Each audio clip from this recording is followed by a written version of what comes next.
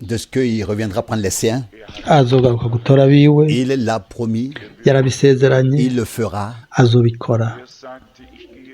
Il disait, je vais Yaravuze ati vous préparer une place ngiye kubategurira ikibanza, et je reviens prêt nzogaruka pour vous prendre près nzogaruka de moi ndabatware aho ndi pour que vous soyez kugira là ngo aho ndi abe ariho où je muba. suis. Amen. Ça, c'était et c'est et ça demeure Ibyo kandi byari kandi biguma ari l'espérance vivante et ibyizigiro bénie bizima de tous bihezagiye ceux qui by'abo bose ont mis leur confiance en Dieu. bashize ukwizigira Et kwabo ils mu ne seront Mana, pas confus. ntibazomaramara. Aucun, personne Nta qui muntu fait n'umwe confiance à Dieu wizeye Imana sera confus. ntazomaramara, nta n'umwe azoteterwa. Benshi Qui eux-mêmes voulaient créer leur salut, bagombye no kwiremera agakiza kabo bakizigira inkomezi zabo baramaramaye, ariko uwo wese yizigiye umwami mettre leur foi dans agashyira Golgotha, ukwizera qui ont kwiwe muri saisi Golgotha Golgotha, dans sa signification divine. agafata icyabereye On donne Golgotha la foi mu nsobanuro yacu yuzuye, maze mu kwizera akagwanira ils verront agakiza la face de kiwe Dieu. azobona mu nyonga y'Imana. Ariko Nous vivons bakunda dans un temps tubayeho mu dans lequel gihe le peuple de Dieu aho s'examine abantu b'Imana bisuzuma, et nous regardons en arrière tukaraba inyuma ce que Dieu tukabona iby'Imana a fait dans notre vie, yakoze a mu pu faire buzima dans notre vie, a bwacu, pu faire ibyo part yakoze dans mu notre vie. bugingo Je bwacu. demande Ndasaba à notre yuko bien-aimé frère mwene data Kofuri Makofuri ambabarire, mais ariko il disait hier, ejo dans ariko aravuga l'entretien, turiko turavugana, je regarde yavuga ati en ndaraba arrière, mu buzima bwanje buri inyuma, nkaca nibaza qu'est-ce que Dieu, mbega Imana pendant ce temps, muri icyo gihe cyose dans ma vie mu buzima bwanje et par moi, a pu faire. kandi kubwe mwe nanje Et nous yakoze iki. Nous deux nous sommes mis à genoux, Twebwe babiri twaciye nous avons dupfukama prié, tuca nous avons turasenga pleuré ensemble. turarira Nous twese avons dit, hamwe oh turavuga Seigneur, tuti o mwana, ce qui est derrière nous ibiri inyuma yacu est déjà passé. byararenganye, Nous ne pouvons plus rien changer, ntacyo twobihindurako, mais le temps qui est ariko devant nous, igihe kiri imbere yacu qui nous est encore accordé, icyo turiko que turahabwa soit consacré. ni kibe inyungu yawe. Nous ne pouvons pas faire revenir des choses que nous avons manqué de faire. Ibyo tutashoboye gukora ntidushobora kubigarukana, Ramener les jours, les semaines, les ntitushobora années, kugarukana les mois imyaka, qui sont derrière iminsi, nous, amezi ari inyuma yacu, encore les placer devant nous. ntidushobora gusubira kubishyira imbere yacu. Ibyo bihe byararangiye. Chaque jour Umunsi wose que nous avons vécu uwo twabayeho ne revient plus. ntugaruka. Chaque occasion Amahirwe que nous yose n'avons pas racheté, ayo tutashoboye gufata ngo tuyacungure, ibihe byose yararenganye. Iyo twibajije rero kuri ibyo, alors nous nous aho sentons pas rero bien. ntitwumva tumerewe neza. En ce jour-là, Ni gute mbega muri iriya minsi apparaître devant le Seigneur. twoshobora guseruka imbere y'Umwami? Comment est-ce Ni que gute nous nous tiendrons devant le Seigneur, tuzohagarara imbere y'Umwami, lui qui a fait wewe yakoze de grandes choses pour nous? ibikorwa bikomeye ku bwacu? Mbega twe twabereye iki? Mbega de notre vie de croyant, ubuzima bwacu bw'abizera bwabayemo ibiki? Intumbero y'ubuzima bwacu hano ku isi, beaucoup benshi beaucoup de choses ne compteront plus. Une seule chose ibintu comptera, byinshi ntibizoharurwa. sera Kimwe gusa kizoharurwa ni icyo tuzoba twakoreye mu rukundo, dukorera umwami wacu yadukunze. Ibyakozwe mu rukundo kubw'umwami. Yaravuze ati, il a lu cette écriture, yasomye bijya cette byanditswe, parole najya lui a amajambo touché le cœur. amukora ku Le mutima. but Aravuga ati de la intumbero prédication y'ubutumwa de bwiza, 1 Timothée 1 verset 5, Timoteyo wa mbere c'est un imbere amour venant d'un igice cœur cya mbere umurongo wa gatanu ni urukundo ruvuye mu mutima utarimo uburyarya. ugucungurwa ni igikorwa cy'Imana cy'urukundo. Imana yakunze isi maze yiha umwana wayo uwo yabyaye wenyine ubwiwe, kugira ngo umuntu wese yizeye ntapfe rubi, ariko muri we aronka ubugingo budashira. ubutumwa bwiza ubutumwa bwiza bw'ubwami burazanwa ariko bufatiye mu rukundo rw'Imana, kandi butangwa mu rukundo. ubwo rukundo nyine Imana yadukunze mu kuduhamagara ngo dusohoke. ubu butumwa bwiza buvugwa mu rukundo, kuko turazi yuko ari urukundo rw'Imana, ubuntu bw'Imana, imbabazi z'Imana hamwe na ibiremwa byafutanye bitagira ibyizigiro, bitagira Imana, byari hano mu isi, ariko uno munsi twaracunguwe, turabohorwa, twagira ubuntu bwo kuba abiwe. yaducunguje igiciro kinini, atari zahabu cyangwa ifeza, ariko yaducunguje amaraso yiwe yera y'igiciro. yararishe ikiguzi ku bwacu i Golgotha. ikintu cyonyine dushobora kuba twokora ni ukwizera icyo yakoze, kumwizera. kandi ubwo bushobozi bw'Imana mu buzima bwacu, mu mitima yacu, yego yaremeye ngo bugire icyo bukora. igihe mwene data rose yasoma ry'amajambo y'intsinzi y'Imana yacu, ibyiyumviro byanje byaciye bija ku byo twavuze ejo ku mugoroba, mu gihe ubwoko bwa Isirayeli nivyo igihe bwitegura ngo busohoke muri Egiputa, maze imyaga zigakererwa, bagasohoka, umwami akagendera imbere yabo. iyo zaburi ya 68 yisunga ivyo. niya ntsinzi iyo dusoma ku murongo w'umunani hajya ku murongo w'umunani: quand tu marchais dans le désert, la terre trembla, les cieux se fondirent devant la face de Dieu. Mana, hamwe waja imbere y'abantu bawe, hamwe wagendera mu bugaragwa, isi yahinze agashitsi, amajuru ashongera imbere y'Imana Sinayi. uriya uhindira agashitsi imbere y'Imana, niyo Mana y'Abisirayeli. Mana, warekuye ishamvu yawe, warekuriye ishamvu yawe imvura y'ubuntu, wahashubijemwo intege hamwe hari harushe. mbega si ijambo ryiza cyane. Mana, hamwe waje imbere y'abantu bawe, hamwe wagenda mu bugaragwa, isi yahinze agashitsi. ariko si ibyo gusa, le ciel a laissé amajuru ashongeshwa imbere y'Imana, arekura imvura y'ubuntu. igihe haba gusohoka k'ubwoko bw'Imana ni ikintu cyabaye ku isi gusa, ariko nticyabaye ku isi gusa, isi n'ijuru byaremeranije, bitangura nabyo biranyiganyizwa. isi n'ijuru bica inama, Imana ku isi nibyo isohoza ibyo yasezeranye. ntiraba gusa iba mu ijuru, ibiba ku isi ntitureka gusa ngo tugume gutya twahebwe. yafashe byose mu ntoke ku bwacu, igendera imbere yacu.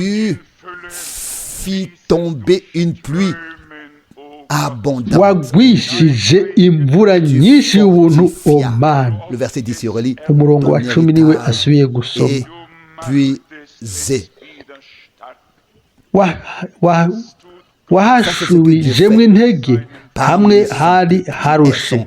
Abantu bawe biyegereye bayigerereye mu iyo twarushe, iyo twaremerewe, tukaza kumva ijambo ry'Imana. Muhemu w'Imana aha ubuzima ijambo twumva muri twebwe. Aho rero amavi akakomezwa, tugakomezwa ukundi gusha, tukabandanya kujana n'Imana yacu. Amen. Ku murongo wa 11, abantu bawe bayigerereyemwo, Mana witeguriye umugorwa kubwo kugira neza kwawe. Ça, ce sont des paroles aya n'amajambo meza cyane. que par ta bonté, oh Dieu, tu avais préparé pour les faibles en allemand. Ces choses kubwo ubuntu bwawe wari wabiteguriye abagorwa. Ibi bintu ntibyanditswe ngo byuzuze impapuro za Bibiliya, ni ukugira ngo zikwirure wowe nanje. Ibyanditswe byose byahumetswe na Muhemu w'Imana, bifise ikimazi kwigisha, gukosora, gukomeza. Hano haranditswe ton peuple, verset 11, établit sa demeure dans aho abantu bawe bayigerereyemo. Mana witeguriye umugorwa kubwo kugira neza kwawe. les faibles. Amen. Les faibles Abanyantege nke sont épuisés barananirwa pour s'établir. Ils ne ngo peuvent pas bashobore, s'aider eux-mêmes. ntibashobora kwifasha bo nyine ubwabo. Dépendant du secours de Dieu. Bose barindira ubuntu, imfashanyo y'Imana. Imana yabahaye ubutabazi kubw'ubuntu bwayo. Après, il est écrit, Hanyuma haranditswe ku murongo wa 12, le Seigneur Umwami Imana yaravuze, dit une parole et les messagères de bonne maze nouvelle d'une grande armée. abagore bakwiza inkuru baba ingabo nyinshi. Aho Imana ifise ubwoko bwayo, aho ubwoko bw'Imana buri mu bugombe bw'Imana, aho ab'Imana bizera ijambo ry'Imana, ibidashoboka bica bibi bishoboka, kuko Imana ishoboye gukora ibintu byose. Qu'est-ce qui existerait Mbega ni igiki cobayeho Imana itoshoboye gukora? Et alors, je dois encore penser Ndagomba kandi gusubira kwiyumvira ces deux versets. gusoma iyo mirongo ibiri yasomwe imbere y'ijambo ry'intangamara. Le verset 18 Umurongo wa 18 et 19. na 19. Les chars de l'Éternel se comptent par Imi 20 000. 17 na 18. Imikogote y'Imana n'ibihumbi 10, ibihumbi 10, mbere n'ibihumbi n'ibihumbi. Est dans le sanctuaire. Umwami Imana ari hagati yayo. Sinayi Auteur, tu as aimé uraheraho mu rusengero, uraduze uja iyo hejuru, ujanye iminyago, uherewe ingabire hagati y'abantu, mbere uziherewe hagati y'abagarariji nabo, kugira ngo uhoraho Imana ibane nabo.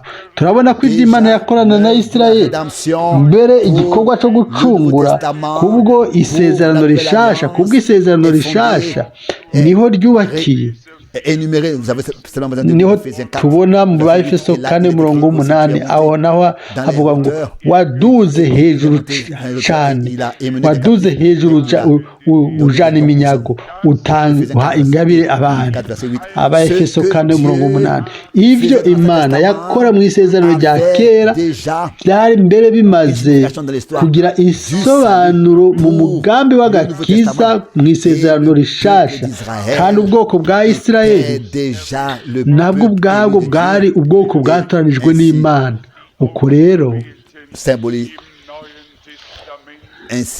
Uko rero pour les élus du Nouveau Testament. ku batoranijwe bo mu isezerano rishasha nabo ni igitutu cyo mu isezerano rya kera, ni igitutu cyo mu isezerano rishasha.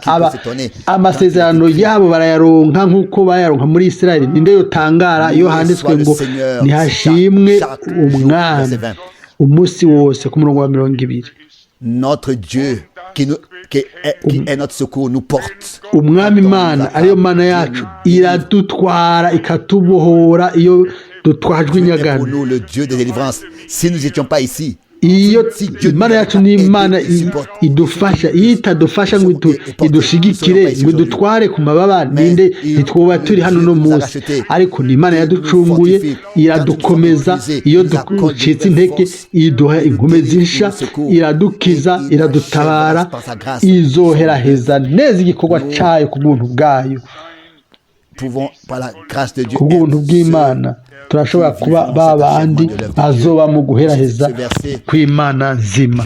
Nuno murongo nawe turashobora kuvuga ko hano haravugwa ngo est pour nous le Dieu des délivrances et l'Éternel le Seigneur. Imana itubera imana y'agakiza, idukiza kenshi, kandi uhoraho umwami niwe ashobora kugukura mu rupfu. Ntiyatanze gusa ingwate y'urupfu, yaratsinze urupfu.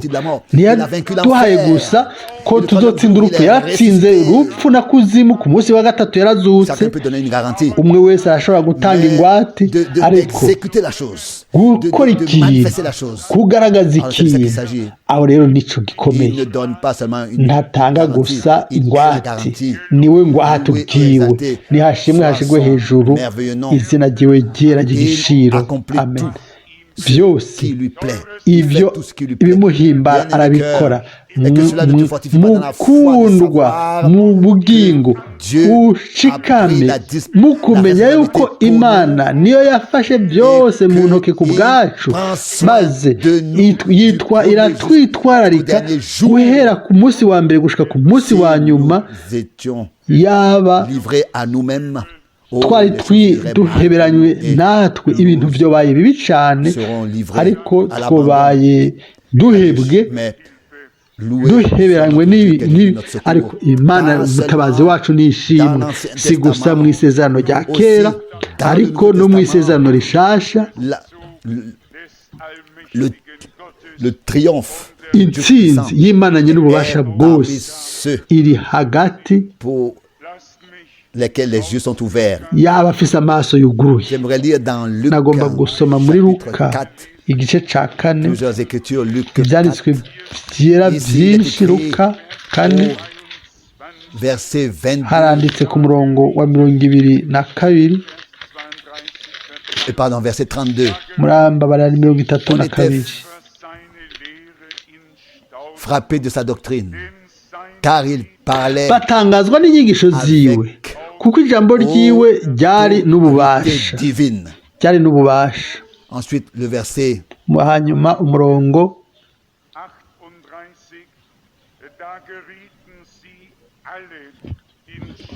36, tous furent saisis de stupeur. Bose baratangara, barabazanya bati, iryo jambo ni iki? Qu'est-ce que c'est que cela pour une iryo jambo ni iki? Mu kitagi cy'ubushobozi, avec autorité n'ububasha n'ubushobozi, agera impemu mbi zihumanye zigasohoka. Ils sortent et inkuru yiwe ikwira hose mu ntara ihakikije. Aujourd'hui, no munsi pour moi, ku bwanje ni ayo majambo. Qu'est-ce que c'est cela?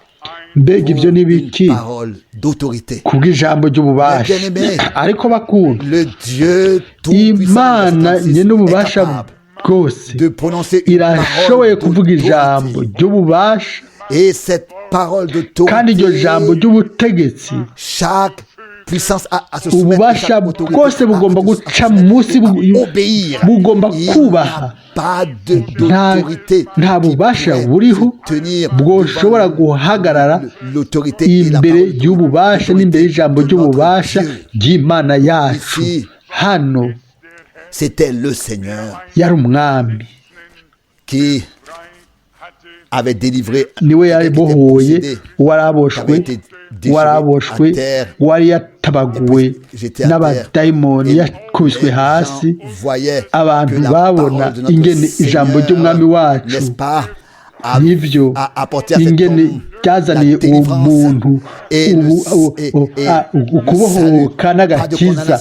atagucirwa ku iteka ariko ubutabazi mu ngorane ziwe mu bibazo byiwe ijambo ryiwe ryatanze ubutabazi mu bibazo byiwe ndubahutse nanjye kuvuga ko ijambo ry'ububasha ry'ubutegetsi bw'Imana yacu uno munsi nyene mu ishengero ry'Imana nyene ububasha bwose riracari hajya si umuntu avuga ijambo ry'ububasha yogira ijambo ry'ububasha oya Imana nyene ububasha bwose irafise ijambo ry'ububasha kandi iravuga ijambo ry'ububasha ritegeka iryo jambo yarariduhaye kugira ngo dushobore kuritwara maze turivuge mu butumwa bwiza kandi si ijambo ryacu iryo dutanga iryo dutwaye duha abandi ariko ni ijambo ry'Imana nyene ububasha bwose nk'uko byanditswe mu Baheburayo que par lui il a aussi kubwiwe par sa parole créatrice kubw'ijambo ryiwe rirema c'est comme ça que c'est écrit en allemand dans Hébreux chapitre mu Baheburayo 2 igice ca mbere umurongo au verset 3 le fils est le reflet de sa gloire ngo umwana ni ubwiza bwiwe kandi n'ishusho y'Imana nzima il porte en allemand il porte tout l'univers par sa parole puissante par la même parole d'autorité par la même parole nyene ry'ububasha kubw'ijambo ry'ubutegetsi ry'inkomezi iryo isi yose ibintu byose byaremwe naryo n'iryo jambo nyene ry'ububasha niho ibintu byose bitwawe kandi bishigikiwe natwe dushigikiwe kandi dutwarwa n'ijambo ry'ububasha bw'Imana muri no misi ya nyuma tugomba gutahura ivyo yuko atari amajambo y'umuntu ariko ko ari ijambo ry'Imana iryo twumvise iryo twakiriye maze mu majambo y'Imana hakaba harimo ububasha bw'Imana kugira ngo buhamagare ibintu bibeho bureme iby'Imana yavuze mu ijambo ryayo kugira ngo rihamagare muri twebwe igihe Imana yavuze ngo umuco nubeho umuco wacuba igihe yavuga ngo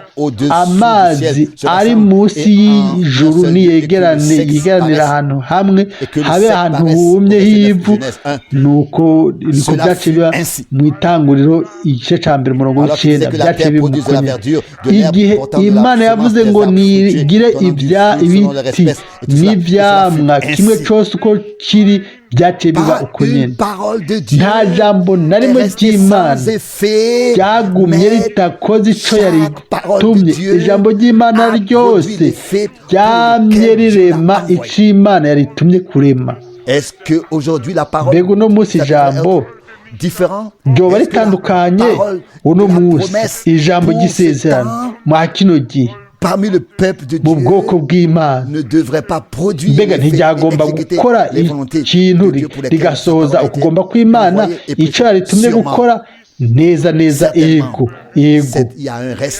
hariho amasigariro afise ubuntu imbere y'Imana abantu sur ce que Dieu badaharira ku by'Imana yavuze ibyo yasezeranye ariko abantu mu mitima yabo bizeye bakagumya intambwe hamwe n'umwami bakaba umwe hamwe nawe mu ijambo ryiwe no muri mpemu wiwe et les uns avec les autres. bamwe n'abandi kandi bakaguma bafatanije. Au verset 36 ku murongo wa de mirongo Luc 4, itatu na gatandatu tous furent saisis muri de Luka stupeur et ils 4 disaient, bose baratanga que c'est cela baravuga bati comme icyo parole ni iki puissante. ko ari C'était la ijambo parole puissante ry'ububasha de celui qui ryari avait ijambo ry'ububasha uwari yavuze ati Il m'a été donné nahawe pouvoir ububasha sur bwose la terre ku comme au isi ciel. no mu Mais ijuru bien-aimés, ariko nous bakundwa nous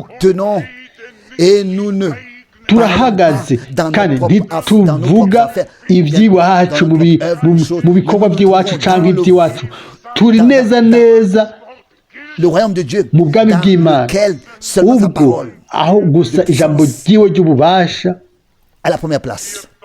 rifise ikibanza cya C'est mbere en elle et par elle que toutes choses auront lieu. muri Nous iryo bâtissons- niho nous ibintu bâtissons pas byose biba notre twe propre ntituko royaume du royaume de Dieu, twubaka car ubwami cela bw'iwacu a mu lieu bwami bw'Imana oya assez partout ibyo que chacun biri est en train de hose bâtir umwe wese son ariko petit arubaka royaume à ubwami bwiwe l'intérieur du butoyi mu royaume de bwami Dieu. bw'Imana Et pour rassembler kugira ngo autour de lui, yegeranye iruhande yiwe autour de soi azane iruhande yiwe yikwegere ko bene data n'abashiki we ngo abe umukuru wabo oya mu bwami bw'Imana hariyo umukuru umwe uwo niwe mwami mw'ubwo bwami kandi izina ryiwe ni Yesu Kristo umwami wacu amen. natwe twese nous devenons une partie tuba de ce royaume igice cy'ubwo bwami et nous nous laissons tukemera tukinjira mu bw'ubwo bwami n'Imana ubwayo twinjijemwo n'iby'ikirakora hano haravugwa mu murongo wa 17 inkuru yiwe ikwira hose mu ntara ihakikije. murazi neza dans le même chapitre muri iki kigabane nyene notre Seigneur umwami wacu du prophète Esaïe mu muhanuzi Esaya chapitre 61 igice cya 61 yari yasomye aravuga arabwira abantu ubutumwa bwiza ngo atangaze umwaka w'ubuntu w'umwami mu murongo wa 4 maze aca azinga igitabo agisubiza umucunzi w'urusengero aricara.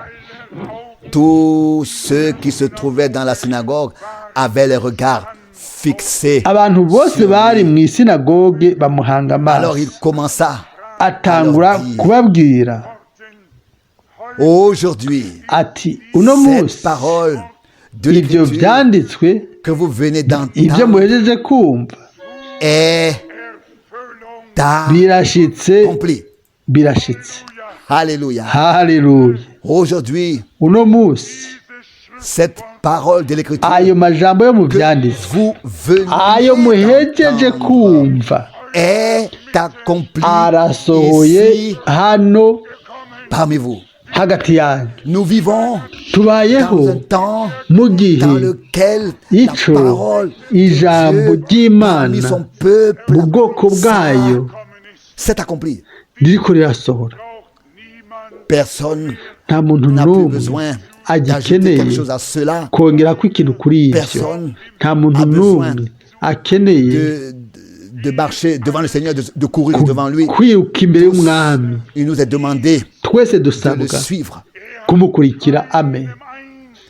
Il n'a personne nta muntu n'umwe yoba yarahamagaye yoba yarabwiye ati nugendere imbere yanjye. yabwiye wowe yahamagaye wese yavuga ati ugomba kunkurikira porte sa croix niyikorere umusaraba wiwe ankurikire.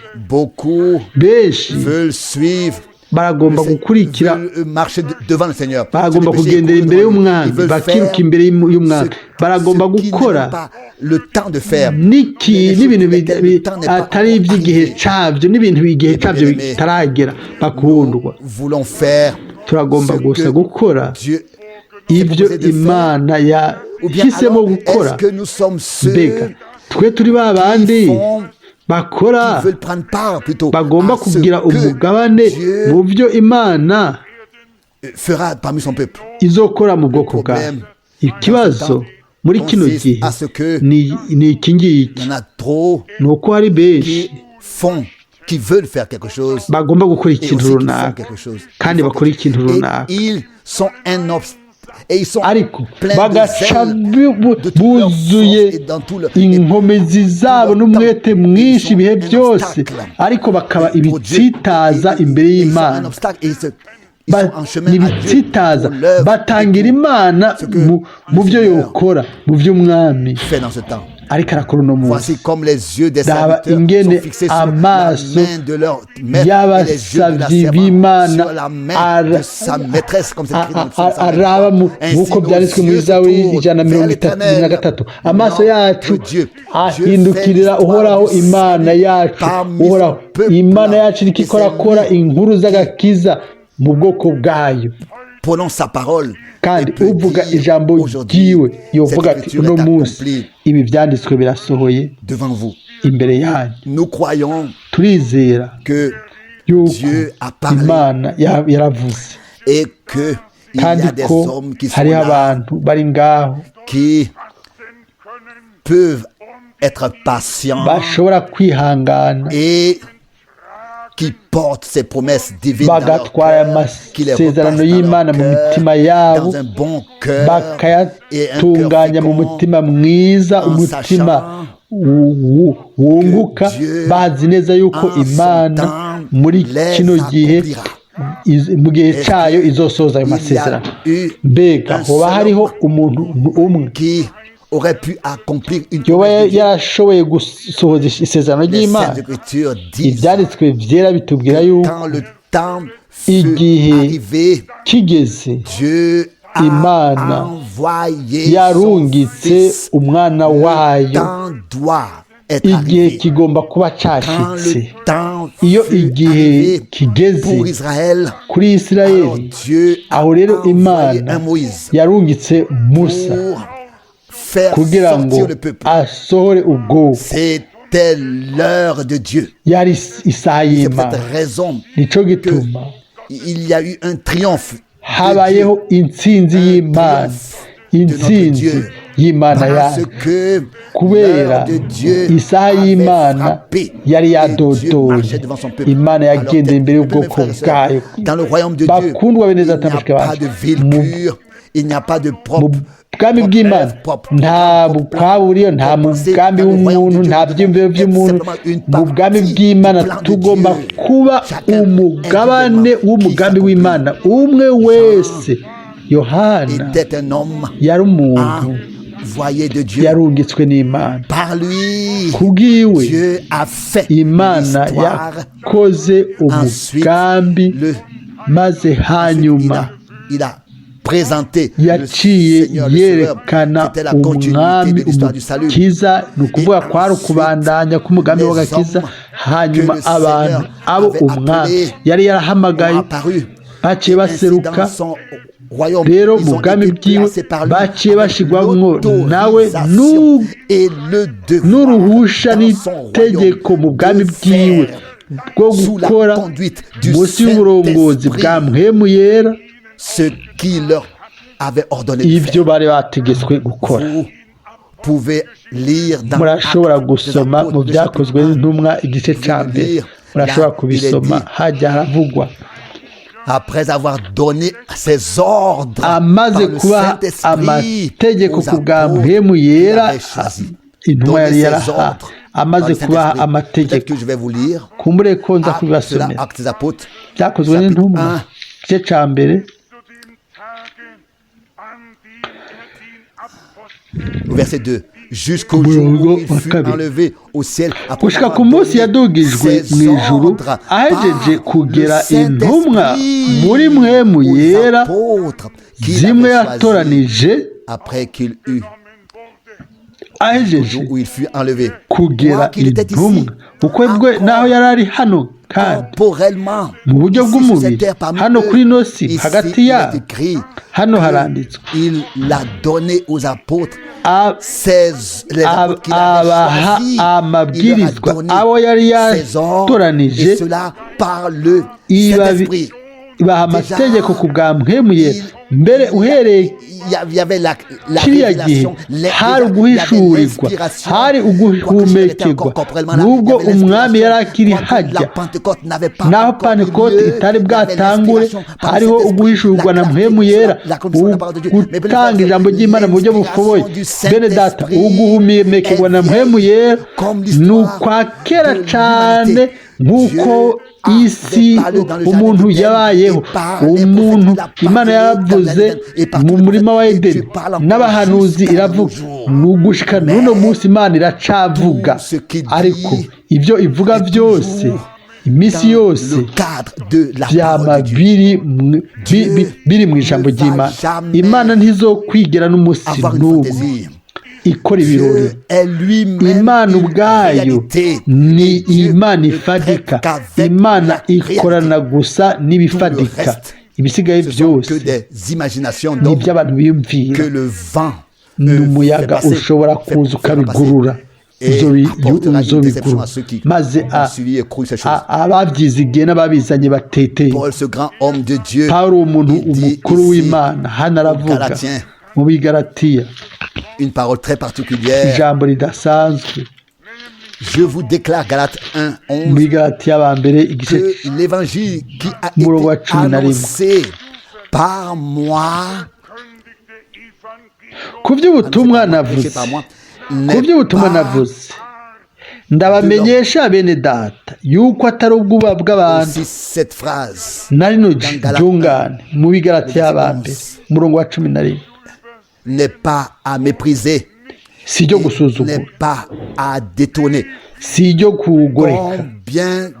Ni bangahe abantu basohoka bagafata gufata ingendo bakavuga ijambo ry'Imana mu butumwa bwiza, bihuye n'umuntu, bihuye n'uko umuntu ari, ariko Imana ubwayo yamye ifise abahanuzi n'intumwa, abo yatumye mu gitondo n'umugoroba, yamicunga neza ko bari ku ijambo ryayo, kugira ngo ijambo ryayo mu buryo bugororotse bwera rivugwe, rizigamwe mu mpero yaryo ya mbere kubw'ishengero. Uko niko byanditswe ngo mumaze kwezwa kubwo ijambo iryo nababwiye. Kubera iki? Niba twumva ijambo ry'Umwami, ku bwacu rero ni nk'aho twoga. Uko ariko ibyanditswe byera kandi niko bivuga ngo mwogejwe n'amazi y'ijambo. Ariko nimba ubutumwa bwiza budatunganye, ni gute umuntu none yokoga gute? Umuntu yokoga gute mu mazi y'ijambo ry'Imana, mu butumwa bwiza buvangavanze, bwanduye, burimo ibyiyumviro by'umuntu? Bakundwa bene data n'abashiki bacu, Umwami Imana yacu muri kino gihe cyacu afise ubutumwa bwera burongorotse, ni ukuvuga ni rya jambo ry'Imana rya kera yasubiye kurishira ku gitereko kw'amatara, atari uko abantu bashobora kongera ko akantu gatoya cyangwa bagakurako cyangwa baganyegetezamwo ibyiyumviro byabo. Nimba twaratawe neza ivyo, mbega ukwezwa kwacu n'ugutunganywa n'ugucungurwa kwacu n'intango yacu n'impera yacu biri hehe? Aho rero duca tugenda tukizigira rwose Umwami wacu, kuko niho byose biri, niho byose bizira. Irindi jambo nagomba gusoma muri Filipi igice cya mbere guhera ku murongo wa 3. Abifilipi igice cya mbere guhera ku murongo wa 3. Shima Imana yanjye uko mbibutse kose, uko mbibutse kose,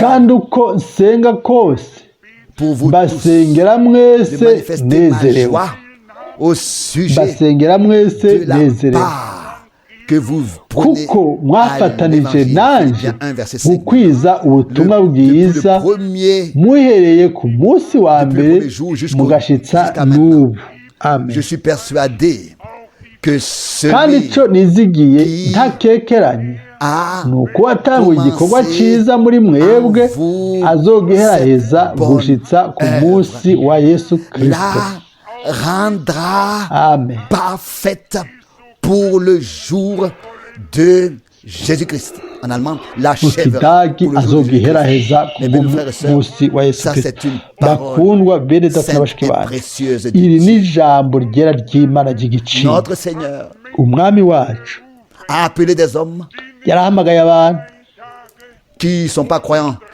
depuis batari bizeye 3 ans, mais batizenya celui iminsi qui itatu vraiment ariko a mu été by'ukuri saisi une fois pour umuntu toutes we par le yafashwe Seigneur, n'umwami il ne peut rimwe plus le laisser. burundu Il est burundu saisi ntashobora pour kumureka toujours. C'est une arafatwa ibihe chose byose qui a eu lieu dans ni sa vie ikintu kiba et dans cyabaye notre mu vie buzima pour bwiwe toujours. mu buzima bwacu ibihe byose Parfois, rimwe na on rimwe rencontre des hommes urahura qui n'abantu sont croyants bizera et subitement ils sont incrédules, ils maze sont croyants. De nouveau, bukwi na ils bukwi sont encore ugasanga croyants et de nouveau babivuyemo encore, ils ne bakagwa peuvent plus croire. bakagaruka bakizera Mais hama bien-aimé, bakabita celui ariko bakunda qui a été saisi par uwafashwe Dieu et qui a n'imana été ravi et qui est né dans le uwatuganywe royaume de mu Dieu bwami par le bw'imana na Saint-Esprit, muhemu il reste yera dans ce royaume de Dieu aguma là. mw'ubwo bwami Il nye ne naho peut plus ntabagishoboye en sortir. gusohoka C'est pas ngo possible. ave Il est une ntibishoboka partie aba abaye du royaume de Dieu. umugabane w'ubwami bw'imana pawulo N'est-ce pas? L'exprime nibyo ici arabivuga et hano dit aravuga ati qu'il a cette persuasion-là. afise ubwo bushizi bw'amanga Parce que ntakekeranye depuis le kuko premier jour guhera ku munsi wa mbere gushika n'ubu ils ont pris part à l'évangile bagize dans le umugabane royaume mu de butumwa Dieu. bwiza Mais bien-aimés, bw'ubwami pas pour bw'imana 3 heures, bien pour bakunda 2 jours. si amasaha atatu si Tous iminsi ceux qui ibiri vraiment abantu umuntu wese portent en eux by'ukuri le royaume de Dieu, afise muri ubu bwami bw'imana uwo ubwami bw'imana burimo maze nawe akaba yarashyitse mu bwami bw'imana ntazigera asohoka ngo aje hanze y'ibikorekera mu bwami bw'imana ntazoba hanze y'ibikorekera mu bwami bw'imana oya ariko azo kwiyerekana yipimanishe n'ubwami bw'imana azogumayo azoba umugabane mu igice cy'ubwami bw'imana n'umutima we wose azogira umugabane azoba igice cy'igikorwa cy'imana muri kino gihe bakundwa nta kintu gishasha ndiko ndavuga hano ariko iminsi yose ukundi gusha tugomba kwibukanya bino bintu nta gihe kigeze kibaho mu mugambi wose w'umuntu muri kahise k'umuntu igihe umugambi w'agakiza w'imana yacu mu mwuzuzo wawe washoboye guhishurwa ukavugwa mu butumwa bwiza nk'uko biriho mu gihe cyacu muri uno munsi abantu b'imana babayeho mu myaka yaheze bari abahanuzi bakomeye cyane barasesa mu byanditswe bakamenya igihe muhemu w'imana yashobora kuba ariko aravuga ibyo bintu barahumekerwa bakifuza kuba muri ibyo bintu igihe bizosoza ku isi ariko nubwo biri uko ibyanditswe byera bivuga ngo ntibarose ntibabonye ibyo ariko kuri Aburahamu handitse ngo ari kure cyane yaramukije amasezerano yabonye amasezerano ariko nubwo biri uko yapfuye yitahukiye ariko akiriho yarondera igisagara icyo uhoraho yari umwubatsi yari ingenzi hano ku isi yarondera igisagara cyo mu ijuru kuko imana yari yashyize urubuto muri we uno munsi mbega bimera gute kuri twebwe twarose ijambo ry'imana ryera twajakiye mu mitima yacu natwe ubwacu twibohora kuri ibyo bintu byo mu isi tukifuza neza kwinjira muri iyo nzu yo mu ijuru imana yaduteguye dushobore kuba muri ba bandi n'umunezero wose bakira ijambo ry'imana atari gusa ku gahe gato ariko ku burundu ibihe bidashira. Dieu Imana ne fait pas de choses à moitié. ntikora ibintu igicuga, oya, Il fait une œuvre ikora totale, igikorwa entière, et gitunganye cela cyuzuye dans ta vie et dans kandi ma vie. mu buzima bwawe no mu buzima bwanje. Hanyuma Ici, Paul nous dit hano ensuite, Pawulo encore, aratubwira en kandi Philippiens, mu Bifilipi le chapitre 4, igice cya à partir kane du verset guhera 5, ku murongo wa 5, que votre douceur ubugwaneza soit bwanyu connue de tous les bumenywe hommes. n'abantu bose. Le Seigneur, Umwami wacu ari proche. hafi, ari hafi. ne vous inquiétez de ntimugire rien, ico mwiganyira, mais en toute chose, ariko muri byose faites connaître ibyo vos mugomba besoins à Dieu par des prières et des bimenyeshwe supplications Imana avec mu des gusenga actions no mu kwinginga de bifatanije grâce. no gukenguruka. Amen. Alors la paix de Maze Dieu amahoro y'Imana aruta uko yomenywa n'umuntu wese azoshibamira imitima yanyu n'ivyiyumviro byanyu muri Kristo Yesu. Amen. Ça, c'est aussi une parole Ibi navyo ni très ijambo sérieuse. rikomeye Il dit cyane. ici Aravuga hano que votre douceur soit connue ubugwaneza de bwanyu tous les hommes. bumenywe n'abantu bose. Le Seigneur est proche. Umwami ari hafi. Cette parole, Iryo jambo cet homme de Dieu uwo muntu aurait w'Imana pu yari ici gushobora hano l'exprimer ainsi, kubivuga gutya tel qu'autrefois nk'uko kera il l'a exprimé. yabivuze. Et nous savons kandi turazi que dans l'Ancien et le ko Nouveau mu Testament, isezerano rya kera no mu isezerano rishasha toutes les paroles de Dieu amajambo yose y'Imana jusqu'aux dernières gushika paroles ku ijambo s'accompliront. rya nyuma Tout ce qui a été exprimé, azosohora. prononcé, va s'accomplir. Icyavuzwe Mais cyose rizosohora, il ariko faut que le temps arrive birakwiye ko igihe pour que ces gishika paroles kugira ngo ayo prononcées majambo yavuzwe s'accomplissent. asohore. Amen. Le Seigneur est proche. Umwami ari hafi. Ne vous inquiétez de rien. Ça, moi, je dois me ntimugire laisser ico le dire. mwiganyira. Reka jewe ivyo ndavyivuge ko twebwe twese. D'un autre côté, le verset 6, il a lu. Ku ruhande Paul rumwe écrit umurongo wa dans 6 2 yanditse Corinthiens 11, verset 28. mu Bikorinto Sans ba parler d'autre kabiri chose, je suis assiégé chaque jour par les ntavuze soucis que ibindi ngo me donnent nturubikwa toutes les églises n'imyitwarariko y'amashengero pour que yose j'éprouve kugira ngo pour qui j'éprouve les ayo douleurs de l'enfantement, mfitiye jusqu'à ce que Christ soit imibabaro yo formé kuramukwa dans les gushikaho croyants. Galates 4, verset 19. Kristo C'est une différence. azoremwa. Est-ce que nous sommes inquiétés abigalatiya kane cumi n'icyenda mbega twitwararika ibintu by'Imana canke twitwararitse ibintu by'isi? Ibintu by'isi nibyo biduturubitse, nibyo bituvunye. Nta mwanya dufise wo kwitwararika ibintu by'Imana. Imana itugirira ubuntu dushobore kugira itandukaniro ry'ibintu. Ntihagire ico mwiganyira, en toute occasion, ariko muri byose faites connaître vos besoins à Dieu ibyo par des mugomba prières, mubimenyesha Imana avec des mu actions de gusenga no mu kwinginga bifatanije no que gukenguruka. lui donnait l'Église. Imyitwarariko yahabwa Si nous n'ishengero, regardons avec les iyo yeux turavye humains, n'amaso regardons aux choses, y'umubiri tukaraba nous ku pourrions, bintu, avec une grande ubwacu inquiétude, être chargés d'inquiétude twogira imibabaro myinshi. et de soucis. Mbega hari imibabaro ingana gute Dans n'imyitwarariko? Matthieu 13, Muri Matayo 13, alors, les soucis de la vie, imyitwarariko n'est-ce pas, y'iby'ubugingo étoufferont la semence niyo et inyoha elle ne urubuto pourra pas produire de son fruit. ntirushobore kwama. Rero Nous voulons mettre nos soucis turagomba ko dans le Seigneur, nous décharger sur imyitwarariko lui, yacu yose tuyimukorera, dukorere umwami, tumwizere kugira ngo ashobore chaque circonstance mu et bibazo devant chaque byose, problème, imbere avec y'ikibazo chaque cyose personne, n'ingorane ku muntu wese faire tout ce qui est bien akora pour nous. ikintu kiroranye kuri Peut-être que le twebwe, Seigneur kumbure n'a encore umwami pas pu faire plus, ashoboye ko faire plus, ata parce que bintu nous-mêmes, byinshi aradukorera kuko twebwe ubwacu nous sommes nous-mêmes inquiétés et soucieux. turacafise Et par imyitwarariko cela, y'iby'iwacu, nous ariko n'avons ku pas, bw'ibyo n'est-ce pas, apporté notre confiance à Dieu. ntiturazana ukwizera Imana yacu, nous ariko lui avons en fait retiré notre confiance twamukuye ku et kwizera nous avons kwacu, pris les choses entre nos mains. ibintu tubifata mu ntoke z'iwacu. Turagomba yuko lui laisser son œuvre entre ses reka mains. tureke igikorwa ciwe Je kigume dois mu me biganza donner des vyiwe ordres sur l'œuvre de mes mains, comme c'est écrit dans mbega Isaïe 45, verset 11. ngo tubigumize mu biganza vyiwe nk'uko biri muri Yesaya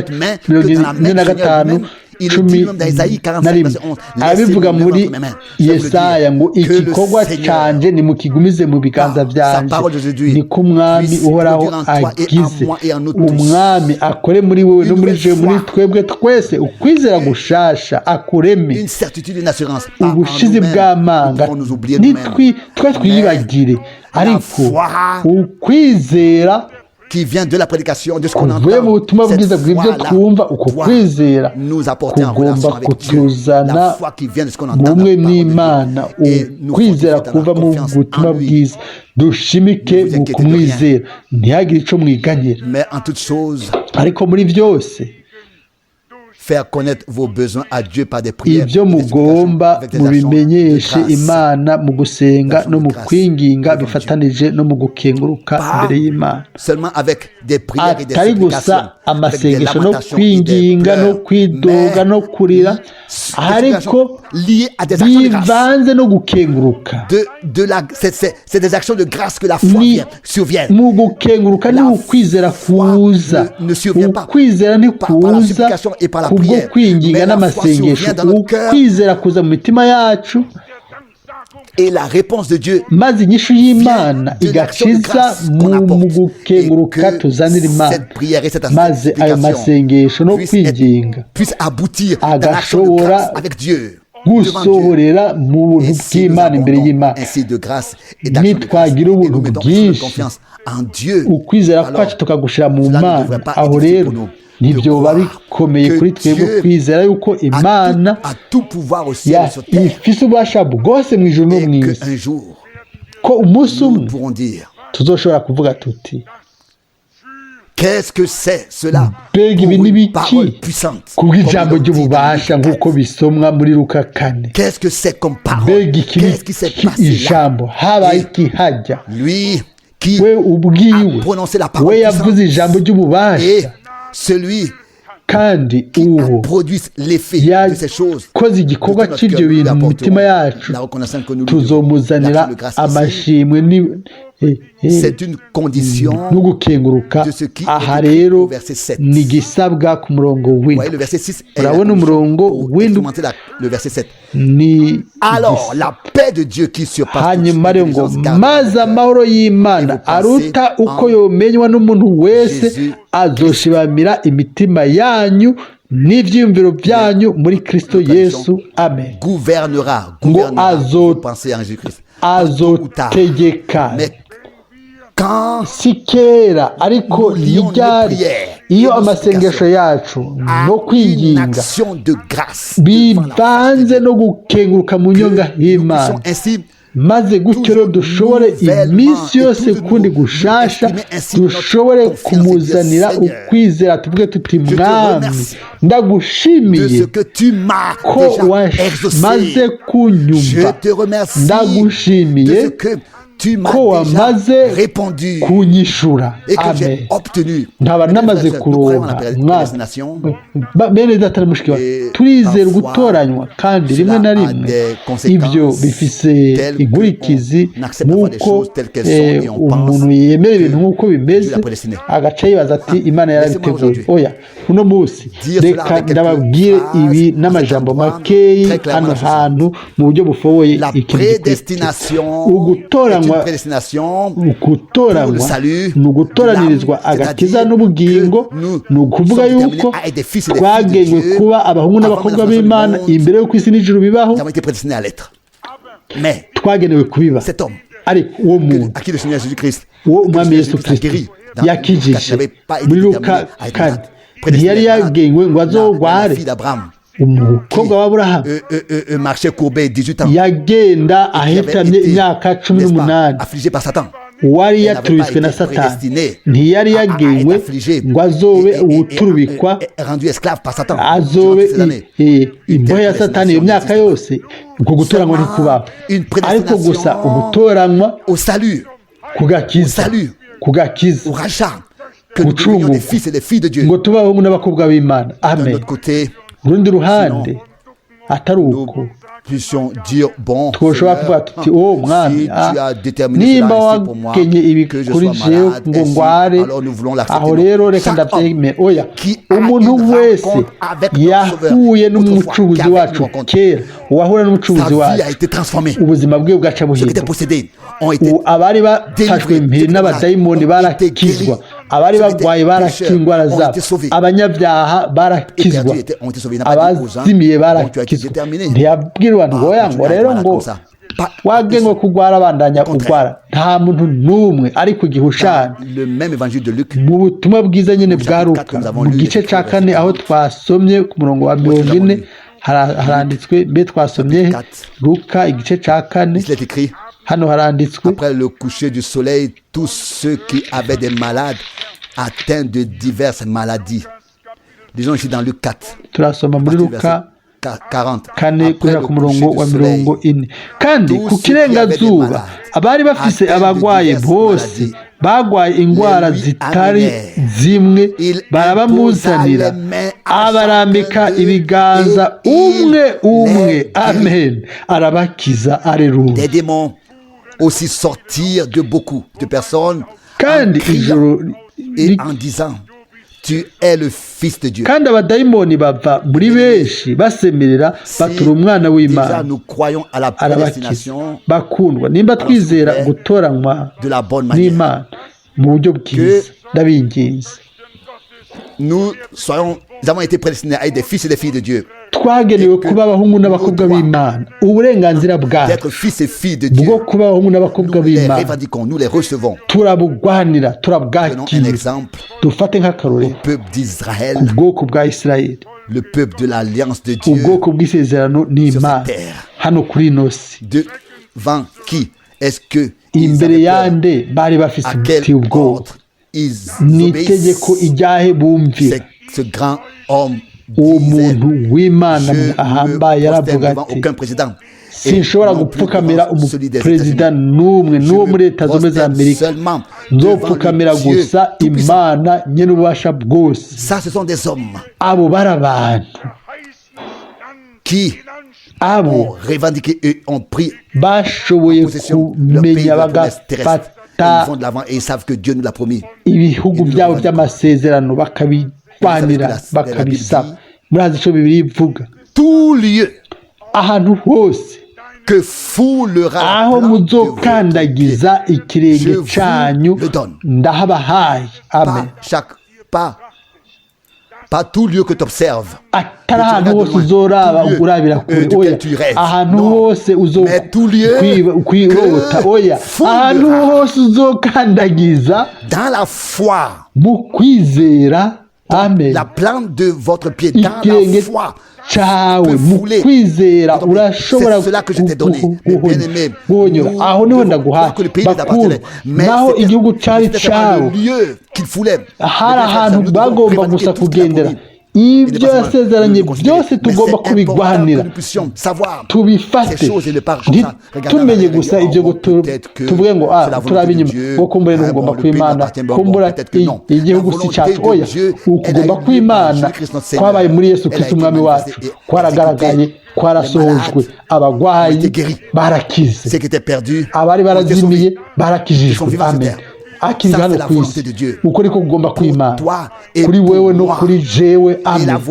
ukugomba kwimana ku bwoko bwiwe muri kino gihe ni ukuvuga yuko dushobore gutega ugutwi icyo mpemu abwira ishengero uno munsi kubw'amasezerano n'ijambo ryahishuwe muri kino gihe amen ahantu hose uzokandagiza ikirenge turashobora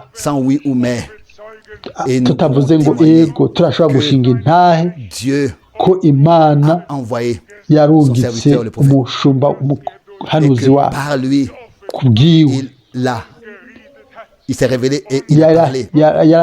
yarihishuye aravuga ijambo ry'imana yacu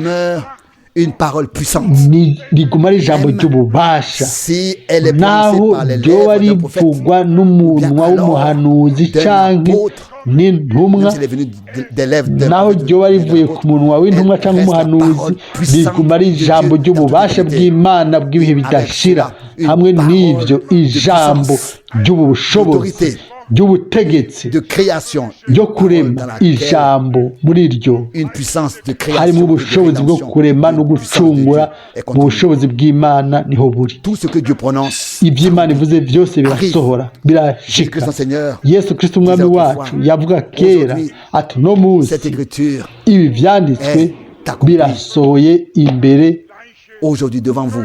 yanyu cyo kimwe nyine uno munsi turashobora kuvuga mu byanditswe byera byinshi mu mpero nyinshi mbega iby'Imana uno munsi muri ino saha muri kino gitondo icyo Imana yatubwiye mbega twagitahuye cyangwa twumvise gusa n'amatwi yacu cyangwa twaretse Imana iravuga mu mitima yacu bakundwa icyo kibazo kirafise ishingiro si bose bumva si bo bose bakira ijambo baryemera ngo ribanyengetere mu mitima yabo hariho abantu bumva bakagira ibyiyumviro byabo igihe Imana iba iriko iravuga bakabagira ibyiyumviro byabo ntibatahure mbere ntibakire ntibanatahure yuko ari iby'Imana iba iriko irababwira ntibabitahure kuko bafite ibyiyumviro byabo iyo bumva ijambo ryabo ibyiyumviro byacu dushyire ku ruhande tuvuge tuti mwami uvugane nanje uvuge ijambo ry'ububasha mu bwoko bwawe ni wa wundi nye ejo uno munsi ni wa wundi ibihe bidashira murazi neza nimwasoma Luka igice cya 4 igihe umwami yaratangura ubukozi bwiwe buno nyewe mu ntango y'ubukozi bwiwe haranditswe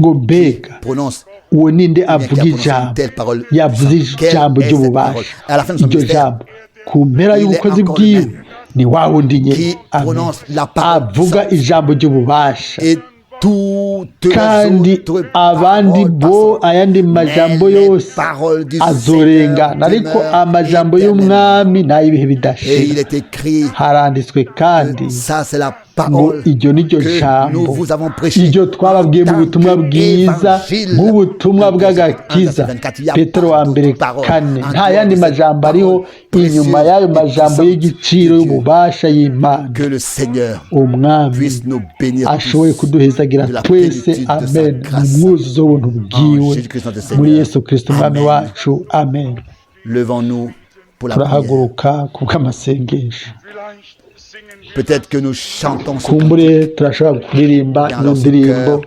canke sans rien de kano moi. karirimbo gato kagufi unyakiro kondi ataco nzanye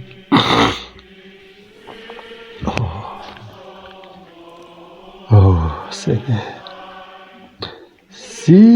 sinon ton sang versé pour moi et ta voix qui m'appelle à toi, agneau, à toi je viens, je viens.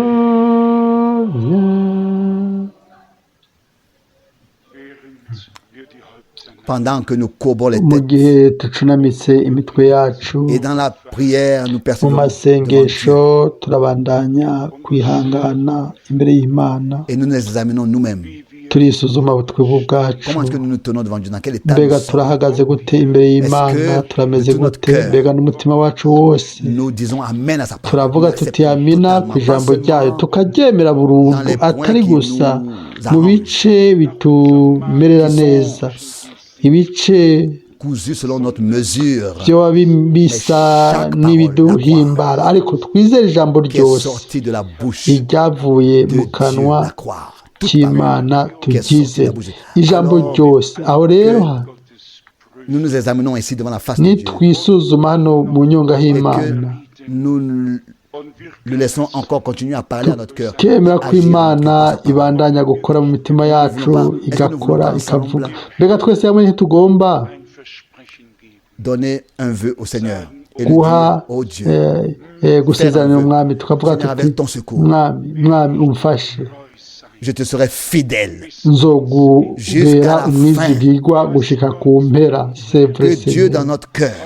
aujourd'hui, uno munsi mu mitima yacu Imana avoir placé une décision. ishoboye gushyiramo ingingo, iyo ngingo nyene yo kuba umwizigirwa we, si iki canke kiriya, ariko tumenye d'enrichir notre intellect ou bien si notre ukugwiza savoir ubumenyi aujourd'hui. bwacu no munsi, Il s'agit de la ariko parole uno révélée de munsi ni Dieu. ijambo ryahishuwe Il s'agit de ry'Imana. personnes qui ne prêtent plus l'oreille à quelque chose d'autre Umuntu en dehors ntiyumvire seulement ikindi de la kintu parole de Dieu originale ariko telle qu'elle est ijambo sortie gusa de la bouche ry'Imana de Dieu. ry'inkomoko nk'uko ryavuye mu kanwa Et k'Imana, ils seront kandi ceux-là qui, azoba muri ba bandi, n'est-ce pas, verront le triomphe azobona intsinzi y'Imana nyene ububasha bwose akazobigira mu bwabo que mu buryo le triomphe d'autrefois bw'inkomezi. du temps de l'Exode. Bizoba bisumba muri cya gihe cyo kuvayo était entré hari inkomezi, igihe umwami yinjira i Yerusalemu bakarimba bati Hosiyana, Hosiyana, Hosiyana au fils de David qui vient au nom umwana du wa Seigneur. Dawidi aje mu izina ry'umwami, umwami C'était un w'Abisirayeli. triomphe autrefois. Yari intsinzi Des kera, branches de palme bazanye ibisandasanda babishyira ku nzira, hazoba hariho umukuku w'abantu benshi des branches de palme, bafise n'est-ce pas, dans amashami leurs mains, devant le trône de y'ibigazi Dieu, lavé dans le mu sang de l'agneau. Il y aura un troupeau de biganza vainqueurs byabo, ariko hazoba haba umukuku w'abatoranijwe bataravye iburyo n'ibumoso, ariko baravye imbere, baraba ku mwami gusa wavuze ijambo ry'ububasha mu gihe cacu, maze avec autorité et puissance. ryari ijambo ry'ububasha n'ubutegetsi, Et tous est soumis. kandi Nous voulons byose ensemble bigomba guca bugufi imbere élever yacu. nos cœurs. Twese hamwe tutuze Que nous imitima puissions faire yacu, maintenant. ubugingo bwacu tubikore, twese hamwe tuduze amajwi yacu dusenge. Mwami Mana nyene ububasha bwose, Mana yacu, wewe Qui, à la fin du temps ku de la mpera y'ibihe grâce, nous laisse by'ubuntu vivre. wemeye ko tubaho, Tu as ouvert nos yeux, wuguruye amaso tu yacu, les as oints, urayasiga, tu as ouvert nos cœurs, wuguruye imitima qu'ils yacu puissent croire. ngo ishobore kwizera. Seigneur, accorde ta grâce, Mwami ugire ubuntu que nous bwawe puissions dans la foi kugira ngo mu t'honorer, kwizera dushobore et que nous kukubaha, puissions recevoir ta dushobore parole, kwakira ijambo et que ryawe, nous puissions te faire dushobore confiance, car tu kukwizigira es capable de kuko faire urashoboye tout. gukora ibintu byose.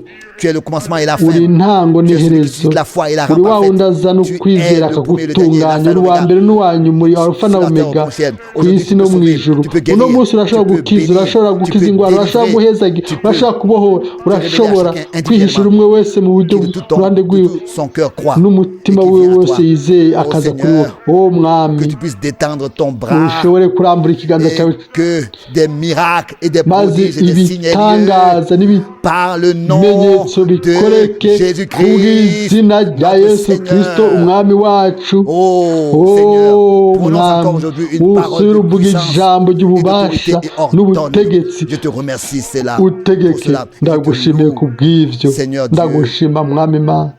nous le vivrons, Tuzobibona mu nous le buzima, verrons, tuzobibona que nous sommes une église parole. ko turi ijambo, une épouse ishengero parole. jambo, umugeni Oui, un jambo, troupeau yego par umukuku lequel ta uwo parole ijambo devient ryawe une réalité, riba deviendra une igifadika, réalité izoba devant nos yeux. kino Oui, kizima imbere y'amaso yacu, serons la ego confirmation tuzoba de ce que ugusohora nous canke croyons intahi dans notre y'ibyo cœur. twizera mu mitima yacu, Et nous allons prononcer de notre kandi bouche tuzovuga n'akanwa avec nos kacu, propres yeux, nous le verrons n'amaso accomplir, yacu tuzobibona louer bisohora. et Ntihashimwe, exalter hashigwe soit hejuru ton merveilleux izina ryawe nom ryera ry'igiciro et ton ry'ububasha nom glorieux. ryiza, izina ry'ubwiza. Alléluia. Haleluya, Alléluia. haleluya. Mon Dieu. Oh mana yanje,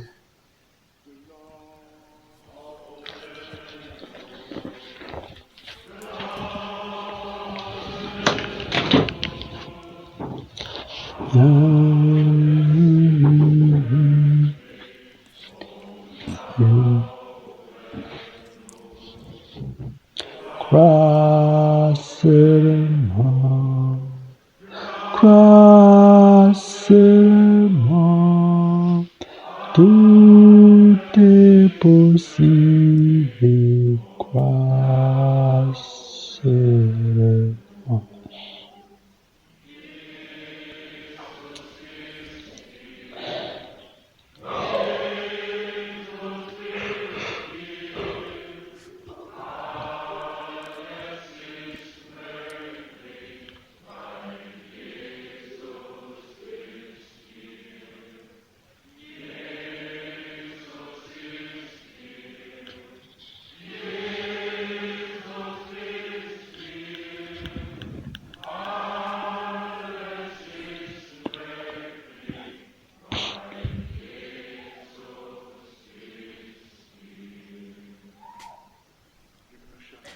Père céleste, data wo mu ijuru encore une fois, je te demande ukundi de tout mon kandi cœur, ndagusabye n'umutima wanje wose enseigne-nous utwigishe dans la foi, mu écouter ta parole. kwizera twumva ijambo ryawe Enseigne-nous, apprends-nous à prier, utwigishe dushobore et à kumenya supplier. gusenga no kwinginga Apprends-nous à utwigishe te rendre grâce, dushobore t'apporter des actions de grâce. kuzanira Et amashimwe dans la foi, mu ainsi t'honorer. kwizera twubahe mwami Tu as ouvert le rocher wuguruye pour qu'il puisse igitandara faire jaillir de l'eau ngo pour ton kidudubize amazi Tu ubwoko as bwawe buronke calmer la tempête et les vagues. Tu Wa- as multiplié le pain. cecekesheje igihuhusi ugwiza imikate mwami yaba Les twagomba miracles et les merveilles. kuvuga que tu as fait, ibitangaza Seigneur. n'ibyiza wakoze wowe mwami Et tu nous dis dans ta uratubwira mu parole, ijambo je ryawe suis Dieu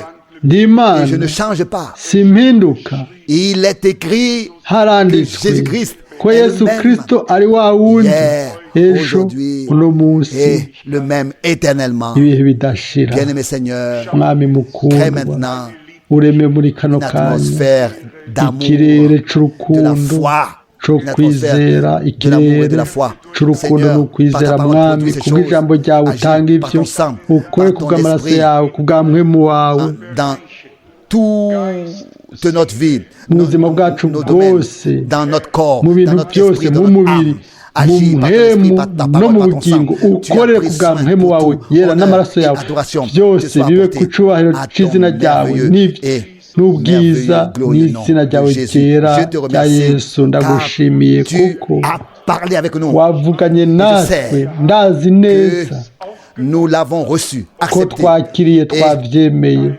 Tu nous révéleras ta parole. uzoduhishurira ijambo ryawe uzoriha ubuzima muri twebwe uzobandanya kubana natwe nihashimwe hashigwe hejuru izina ryawe Alléluia. haleluya Amen. amen amen